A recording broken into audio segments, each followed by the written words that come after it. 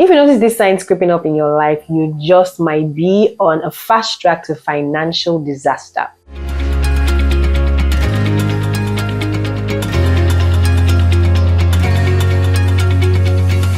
But don't worry, recognizing them early enough is good and will help you in turning things around. The last sign will most likely surprise you. Hi, my name is Ola. I'm a security student and financial educator. And on this channel, I explain personal finance, investing, and the economy in simple English. So if you need to improve on your financial wellness, then you need to subscribe to this channel. In this video, I'll be sharing 7 signs that you are heading towards financial disaster. The very first sign is if you spend more than you earn and you have no emergency funds, right? What that means is that you are living on a keg of gunpowder. Any little wind that comes your way will blow you away.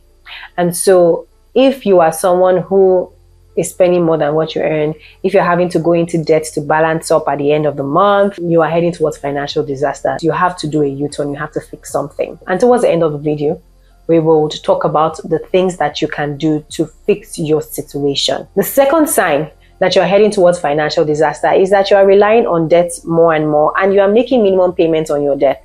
Now, relying on debt more and more, it just means that your account doesn't balance, you need to pay for something, you just quickly borrow, just quickly use your credit card. And then even on that credit card, you are just making the barest minimum payment just to get by, just so that you're not in a default. What you are actually doing is that you are putting the can in the future. You are rolling the can into the future, right? And you can actually get yourself to a point where your debt is totally overwhelming. Like actually overwhelming. And that is a classic case of financial disaster. So if you are using credit cards, loans, advances to support your daily expenses, you are heading towards financial disaster. There's no escaping it. Now, it's also important to highlight here that sometimes we feel like, why you say this? Why would you say this? Isn't there a way around it? So when we say that you are heading towards financial disaster, what do we mean? It means that there is a series of choices that no matter how much you pray, no matter how much you wish it away, no matter how much you avoid it, if you get on a certain road and you keep going in that direction, there are some things you cannot escape. That is what we mean by financial disaster. So that you understand it visually, you are driving on Lekki Epe in Lagos and you are at Aja and you are faced in the direction of Victoria Island and you keep going straight. The fact is that eventually you will get to the toll. There is no escaping it. And it's the same with any road that you are in, any highway, regardless of where you are in the world. You get on a particular road, no matter how much you say, I will not get there. If you keep on that road and you keep going straight, you see where that destination is, you will get there. So some of these things that we may think, oh, it's not a big deal. If you are on that trip and you are on that road and you keep firing in that direction, you will eventually get to the financial disaster. It's not a curse. It's just an outcome. So it's very, very important to understand that. Now, moving on, the third sign that you're heading towards financial disaster is that you have no budget or financial plan. Like, just imagine you are going on a trip. You enter the car, you switch on your phone, and you just say, Google, let's go. Or you try to click start on the map. It won't even be highlighted. Why? Because you've not put in your destination, right? Now, if you now enter the car and you just tell the driver, let's go. The fact is that wherever the driver arrives at, you can't really complain. Why? Because you did not set a destination. And for a lot of people, and I mean, it's important, if you have a financial plan, please drop in the comment section saying I do or I don't. If you do, drop in the comment section that you do. And if you don't, drop in the comment section, I don't have a financial plan. Why? Because you are just running around like a headless chicken. Now, we know that for you to have a successful career, you need to have like a plan. Oh, in 5 years time, I need to be here. And to be able to achieve that in 5 years time, I need to do 1, 2, 3, 4, 5. Why do we think that doesn't apply to finances? Like, why do we do that at work but not do it for our personal lives? So think about it. Now, if you have struggles, you have no clue on how to start with creating a financial plan, I will be hosting a workshop very soon. The wait list will be in the description. So look out for it and just click on it and drop your information so you're notified as soon as we make the proper announcement around the workshop and how it will go. But just think about it. How can you not have a financial plan? I put it to you that your finances are going to last longer than your career. Yeah, you will retire. But after you retire, you still have bills. So think about it from that angle. how can you not have a financial plan? You'll be roaming. So if you don't have a financial plan, you don't have a budget, you don't have any of those structures in place that give you guidance on what should or should not be done, disaster. You will carry yourself where you don't know. Yeah? Now, the fourth sign is that you are always broke before payday and you always avoid checking your account balance. Like, this life, I can't kill myself. Oh. It's real. And yes, and you might think it's an adventure. You might think, oh, everything sort of figures itself out in the end. But I think it also dovetails from that financial planning thing. Like, you literally cannot just be winging it through life, right? And if you're always broke towards payday, it gives you a clue on your financial situation.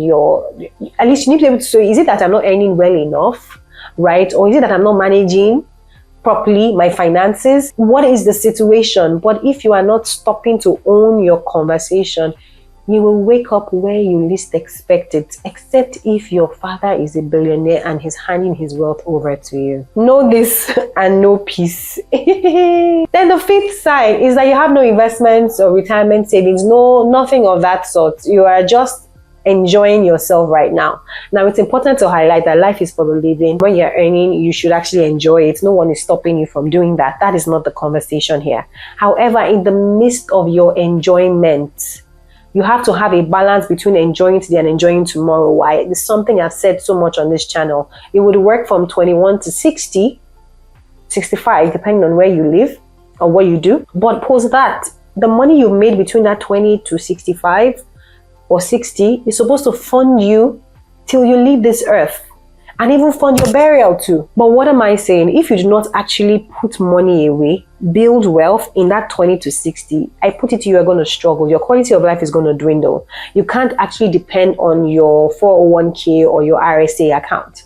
Why? Because have you looked at the rate at which those things are growing? That cannot be the plan. It can't. So you are heading towards financial disaster. It's not a curse, it's just a reality. Yeah. Now, the sixth one that I realize a lot of people might not be so aware of is you ignore financial education. If you've never stopped to take a course or to pay for something around financial education, and you're not in the finance space, and even if you're in the finance space, I put it to you that you may not even be personal finance savvy, even though you're in the finance space. But you've not actually sat down to invest in your financial education, but you would go for trainings for your career. You will go for courses, programs, MBA for your career, to push your career forward, but you don't invest in financial education. It's a problem. Why? Because like I said, you are going to need money longer than the career, just the reality. And you were not born with finances. Or were you? Even if you went to school, think about it, you studied engineering, you were an engineer, first class engineer, but when you got to the office, the first year job, you were a rookie, you had to learn the ropes. It's the same way with finance. With your personal finances, nobody really was brought up and born knowing how to manage your finances. If you can manage your personal finances, well, you learned it from someone. So if you didn't learn it from anyone, if there was no one around that was a good example with good outcomes, and you're not investing in financial education, let me tell you the signs. You would invest, you would save, right?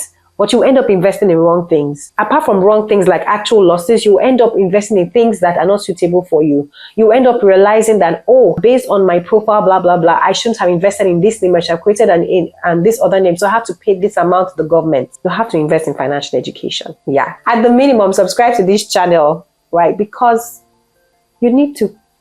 See my shirt. I'm happy up on this shirt. Why? Because I put it to you, 70 to 80% of the mental stress that people have has something to do with money. Whether it's about making money, whether it's about managing, whether it's about black tax, it has something to do with money. So you can't afford to ignore your financial education.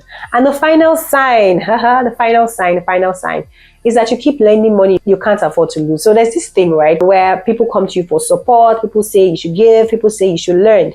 But you have school fees money to pay your kids' school fees, like critical money, and you give it to these people, and then you are now stuck.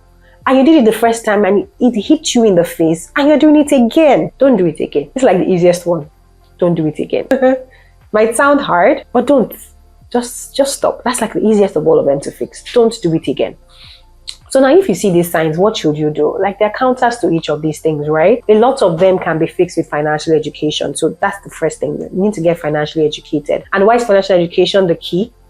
Because if you are struggling with spending more than you earn, or you are struggling with debt, you need someone to actually help you arrange yourself.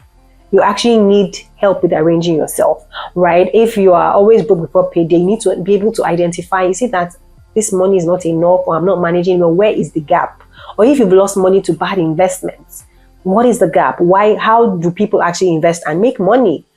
Do you understand? Right? So financial education, I think, is it. At the minimum, subscribe to this channel, subscribe to our free newsletter. The link is in the description box. But most importantly, don't forget that you can't outsource your health and your finances. You have to engage. Nobody can eat for you, eat healthy for you, and you'll be healthy. No one can go to the gym and you'll be fit. It's the same way. No one can actually make all your financial decisions for you and the outcomes will be good. So avoid financial disaster.